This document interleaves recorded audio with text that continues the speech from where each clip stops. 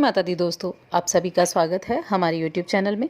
दोस्तों, आज की इस वीडियो में हम बात करने वाले हैं अप्रैल माह के आखिरी सप्ताह के धनु राशि फल के बारे में। धनु राशि के लोगों के लिए ये जो सप्ताह है ये कैसा रहेगा, यानी 22 अप्रैल से 28 अप्रैल तक का समय, ये 7 दिन आपके लिए कैसे रहेंगे। दोस्तों, वैसे तो ये जो 7 दिन हैं बेहद खास दिन हैं, क्योंकि इन 7 दिनों में बहुत से ऐसे योग बन रहे हैं जो कि राजयोग के बराबर फल देने वाले होते हैं। तो ऐसी कुछ शुभ तिथि भी आ रही हैं जो बेहद खास तिथि मानी जाती हैं आपके जीवन में एक बदलाव लाने के लिए। तो चलिए हम विस्तार से जान लेते हैं, लेकिन उससे पहले आपसे निवेदन है, चैनल को ज़रूर सब्सक्राइब कर लें। देखिए दोस्तों, लॉकडाउन की स्थिति चली हुई है और ये 3 मई तक ज़रूर बढ़ा दी गई है, लेकिन 20 अप्रैल से कुछ रियायत भी दी गई है कि कुछ जगहों पर कुछ कामों पर लोग जाने लगेंगे। लेकिन स्थिति चाहे कैसी भी हो, ऐसी स्थिति में भी देखिए ग्रह नक्षत्र अपनी चाल से चलेंगे, तिथियां भी बदलेंगी। तो ऐसे में आप इन दिनों में कैसे कुछ लाभ की प्राप्ति कर सकते हैं, कैसे अपने आने वाले दिनों के लिए आप इन दिनों में कुछ ऐसे काम कर सकते हैं जो आपको लाभ पहुंचाएं। तो चलिए हम विस्तार से जान लेते हैं। अगर हम चंद्रमा की स्थिति की या ग्रह नक्षत्रों की बात करें तो धनु राशि के लोगों के लिए इस सप्ताह में चंद्रमा उनके 5वें भाव से 7वें भाव तक जाएगा, मेष राशि से मिथुन राशि तक। और साथ ही इस पूरे सप्ताह के दौरान बहुत से ऐसे योग बनेंगे। जैसे अगर 22 अप्रैल से ही शुरुआत करें तो 22 अप्रैल को देखिए कृष्ण पक्ष की अमावस्या तिथि रेवती नक्षत्र के साथ है और विषकुंभ योग बना रही है। अमावस्या जो तिथि होती है वो पितरों को समर्पित होती है और इसका हमारे जीवन में बहुत ही विशेष महत्व होता है।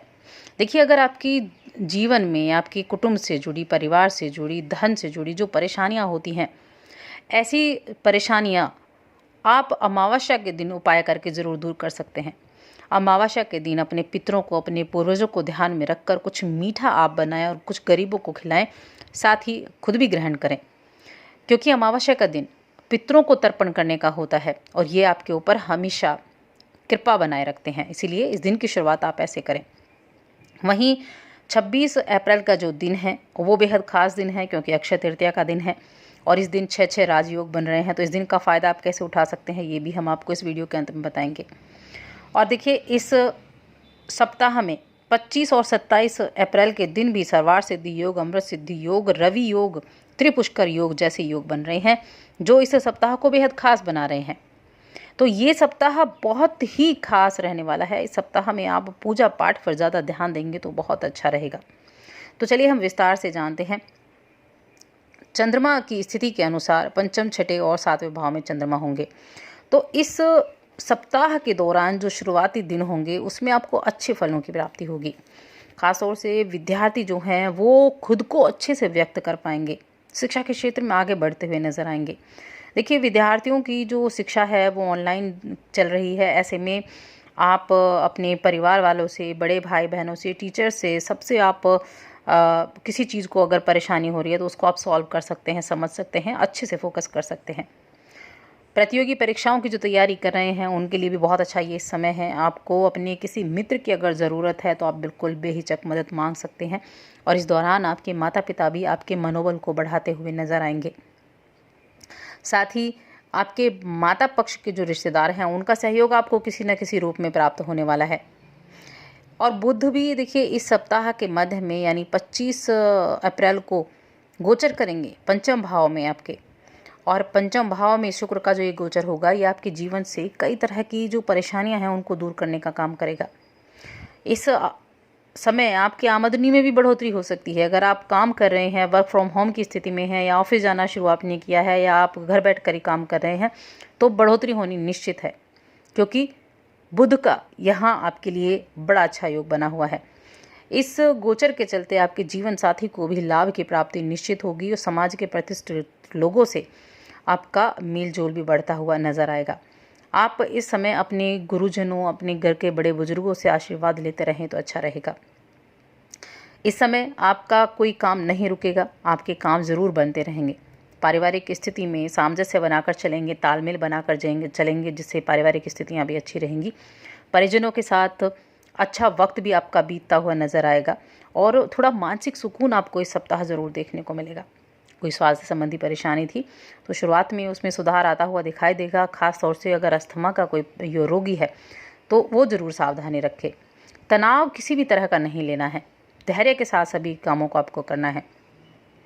इस समय आप अपने कार्य को बेहतर बनाने के लिए काम करेंगे, जिससे आप अपना जो प्रदर्शन है उसको आने वाले समय में अच्छे से कर सकें।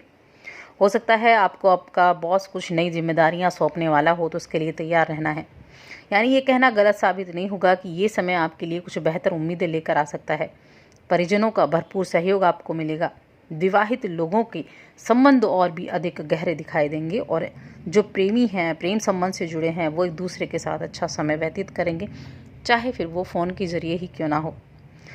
आपके लिए ये सप्ताह आपको खुश करने वाला भी साबित हो सकता है। आपके जीवन में कोई ऐसा व्यक्ति आ सकता है जिससे घर का माहौल बदल जाए और खुशनुमा माहौल घर का हो जाए। इस सप्ताह में धार्मिक कार्यक्रमों की तरफ भी आपका रुझान बढ़ेगा, धार्मिक कामों में आपका मन लग सकता है। और देखिए, जीवन साथी का सहयोग इस समय आपके लिए बड़ा फ़ायदेमंद साबित होगा। यहाँ स्थिति जो है आपके छठे भाव में जब होगी तो मध्य का जो समय होगा वो आपको अपने स्वास्थ्य के प्रति सावधानी रखने की ज़रूर सलाह यहाँ हम आपको देंगे। स्वास्थ्य का ज़रूर आपको ध्यान रखना है। कोई छोटी मोटी परेशानी है तो उसका आपको तुरंत इलाज कराना चाहिए, इससे पहले कि वो बीमारी बढ़े। सप्तम भाव में भी चंद्रमा जाएंगे। यहाँ आपको खुशी वाली बातें पता चल सकती हैं। जीवन साथी की तरफ से कोई खुशी की बात आपको पता ज़रूर चल सकती है, जो आपके जीवन में नई खुशियाँ भर देगी। इस समय देखिए, आपको अपनी जो बातें हैं वो खुलकर रखनी होंगी, चाहे फिर वो आपके परिवार के लोग हों, आपका जीवन साथी हो, या आप घर बैठकर काम कर रहे हैं तो चाहे आपका बॉस हो।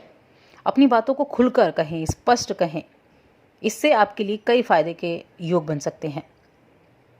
इस समय आप कुछ अपनी ज़िंदगी में धन संबंधित कुछ योजनाएं बनाने के हक में हो सकते हैं, और कोई पुराना आपका निवेश था वो आपको फ़ायदेमंद देता हुआ नज़र आएगा।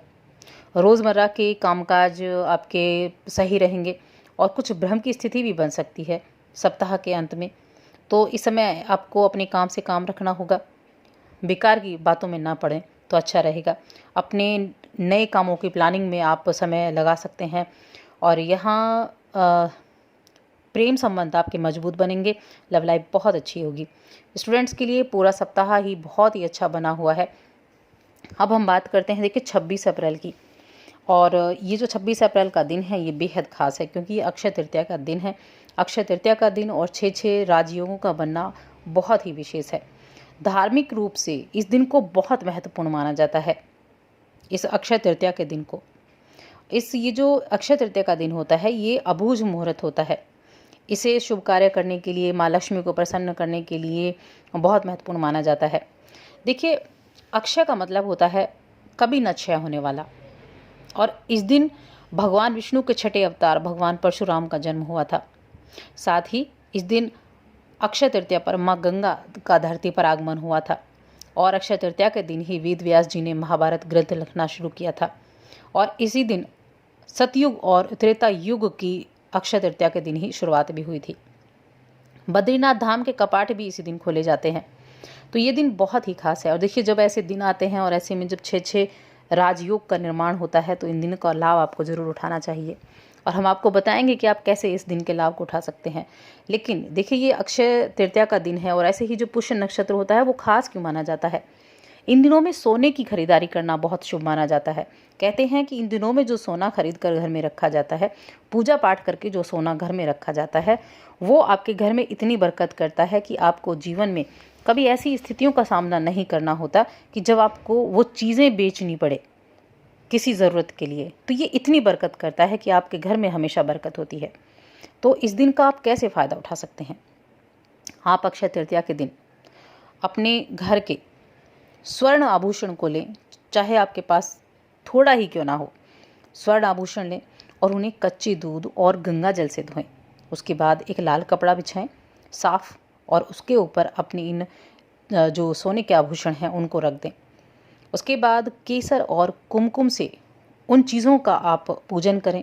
पूजन करते समय अगर एक लाल पुष्प मिल जाए तो बहुत अच्छा, लाल पुष्प भी उस पर अर्पित कर दें। ऐसा करने के बाद महालक्ष्मी का मंत्र, महालक्ष्मी नमः, इस मंत्र का आप जो एक माला से या फिर ऐसे ही आप 108 बार इसका जप कर सकते हैं। उसके बाद माँ लक्ष्मी को प्रसन्न करने के लिए उनकी आरती भी आप करें और शाम के वक्त इन आभूषणों को उठाएं और अपने घर की तिजोरी में रख दें। इस कार्य को आप ज़रूर करें इस दिन, इसका रिज़ल्ट आपको ज़रूर देखने को मिलेगा। तो दोस्तों, और अधिक ऐसी जानकारियों के लिए चैनल को सब्सक्राइब कर लें, वीडियो को लाइक और शेयर करना ना भूलें।